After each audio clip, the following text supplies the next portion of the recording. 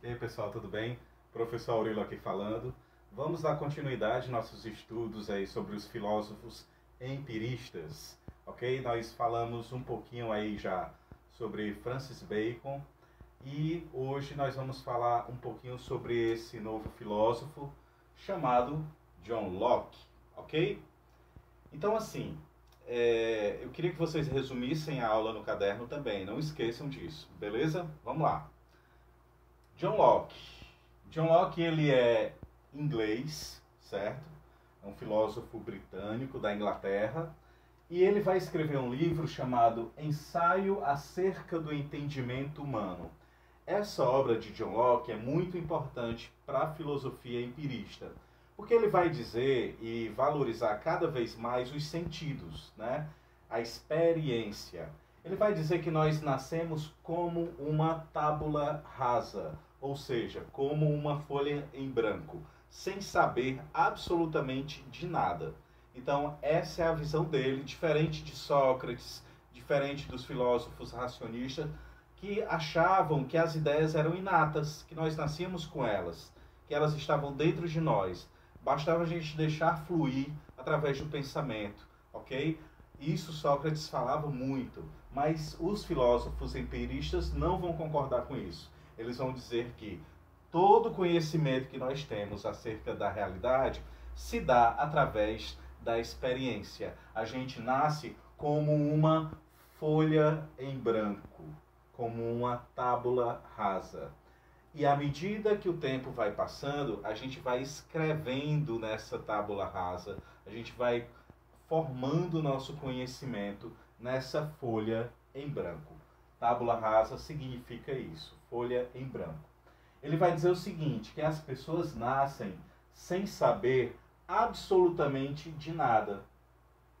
E o que aprendem pela experiência, por isso está aqui uma característica dos filósofos empiristas, pela tentativa e erro também. E é verdade, a ciência vai testando, testando até chegar a uma lei, a uma experiência, a uma fórmula geral. Ela vai partir de casos particulares, e esse é o movimento da indução. Ela vai induzir experimentos até conceitos universais, de situações particulares para conceitos universais, ok? Isso se dá também pela tentativa e erro. Já dizia o ditado, né? Errando que se aprende. Então, John Locke, ele rejeita a doutrina das ideias inatas e afirma que todas as nossas ideias, o nosso conhecimento, o nosso pensamento, tinham origem no que era percebido pelos sentidos. E é verdade. Uma coisa é você imaginar, outra coisa é você experimentar aquilo, né? Então é assim que a gente vai formando. É assim que a criança, por exemplo, vai percebendo o mundo ao redor dela, através dos sentidos. O que elas ouvem, o que elas sentem, o que elas veem, o que elas escutam, o gosto das coisas, aquilo que elas tocam. Então elas vão formando o conhecimento através dos 5 sentidos. Tudo bem? Então vamos lá. A situação política da Inglaterra, na Europa como um todo, né, eles viviam o absolutismo, né, a monarquia mandando muito, né, assim, de forma às vezes tirânica, existia a tirania, juntamente com a influência da igreja, certo? Então, as suas ideias ajudaram a derrubar o absolutismo na Inglaterra. Olha só como esses pensamentos vão inflamar outras pessoas a se rebelarem contra a monarquia, por exemplo. John Locke dizia que todos os homens, ao nascer, tinham direitos naturais. Mas é óbvio, professor, que a gente tem direitos naturais. Hoje mas naquele tempo não. Por exemplo, ele teve que falar que sim, as pessoas teriam direito à vida, à liberdade e à propriedade. Mas, professor Aurélio, isso é óbvio. É nos dias de hoje, mas naquele tempo não era assim. Então, assim, essas ideias vão inflamar as pessoas. Nós estamos falando de uma época aí do iluminismo, que a gente vai já falar um pouquinho mais sobre ele. E isso daqui vai respingar, por exemplo, na América, né? Olha só. Ele era a favor de um poder regulador, diferente de um poder opressor. E vai escrever 2 tratados importantíssimos. o primeiro tratado sobre o governo civil e vai escrever o segundo tratado sobre o governo civil. No primeiro, ele critica a tradição que afirmava que o direito divino dos reis, né, o que era isso? Por exemplo, quando a pessoa era coroada a ser rei, a igreja dizia, o Papa coroava aquele rei, aquele monarca, dizendo que era vontade de Deus. Então ele vai criticar a tradição que afirmava o direito divino dos reis, declarando que a vida política é uma invenção humana, completamente independente das questões divinas. E é verdade. Política é uma coisa, religião é outra. São coisas totalmente diferentes. Não tem essa historinha de dizer que o cara é rei porque Deus escolheu ele, porque Deus quis. Política é coisa humana, não tem nada a ver com coisa divina. E as pessoas vão pegar a influência desses pensamentos e vão começar a se rebelar com as monarquias por aí afora. No segundo tratado sobre o governo civil, ele expõe a sua teoria do Estado liberal. Ele vai dizer que esse Estado não pode ser monocrático, guiado por uma pessoa só. Ele vai ter que ser mais democrático, mais liberal. E a questão da propriedade privada, ele vai frisar bem. Naquele tempo, só os donos de terra eram ou a igreja, ou os reis, ou no máximo, senhores feudais. Né? Então vai surgir aí, nessa época de revolução industrial, a burguesia que também vai querer ter seu espaço, certo?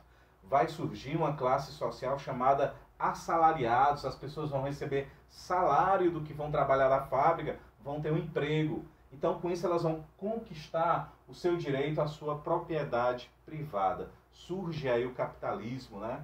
Ok? E nessa obra, no segundo tratado sobre o governo civil, quando ele vai falar das suas ideias de Estado liberal, ele propõe a existência de poderes legislativo, executivo e judiciário, como é no Brasil hoje em dia.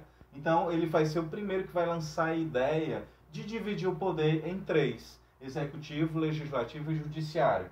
O legislativo é aquele que vai legislar, criar as leis. Quem é ele no Brasil? No Brasil, no caso, são os vereadores, os deputados estaduais, federais, senadores.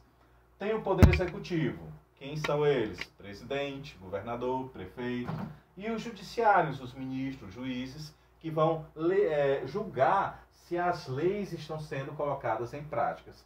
Então, nós devemos essa ideia dos três poderes a John Locke. Jean-Jacques Rousseau vai ser outro filósofo que nós vamos falar em outro momento, que vai aprofundar mais essa ideia da divisão dos três poderes em legislativo, executivo e judiciário, certo? Isso vai se espalhar. Vai se espalhar que, por exemplo, nós vamos ver que tudo que está acontecendo na Inglaterra, essa revolução inglesa, né, juntamente com a revolução industrial, vai respingar na América, já que a Inglaterra era quem colonizava, por exemplo, a América, os Estados Unidos. Né? Então, vai começar a haver a independência americana depois da independência do Brasil. Isso nós estamos falando de um período no iluminismo na Europa, né? O século das luzes. E lá também vai respingar esses ideais na Revolução Francesa e com ideias parecidas à de John Locke. John Locke estava defendendo o direito à vida, à liberdade e à propriedade. A Revolução Francesa vai valorizar a igualdade, igualité, a fraternité e a liberdade. Beleza? E para finalizar, uma coisa um pouco, talvez até contraditória. John Locke, ele era a favor da liberdade, mas, de forma meio contraditória, ele era a favor da escravidão. Ele defendia a escravidão num sentido, não na questão da raça, mas quando, por exemplo, o inimigo daquele país conseguia vencer uma guerra. Então, vencidos na guerra poderiam ser escravizados, até porque naquele tempo eles dependiam muito dessa mão de obra. Mas era uma escravidão, não, por exemplo, como aconteceu com os escravos negros da África, né? Mas sim se fossem vencidos de guerra. Ok? Então é isso. Até a próxima aula. Valeu!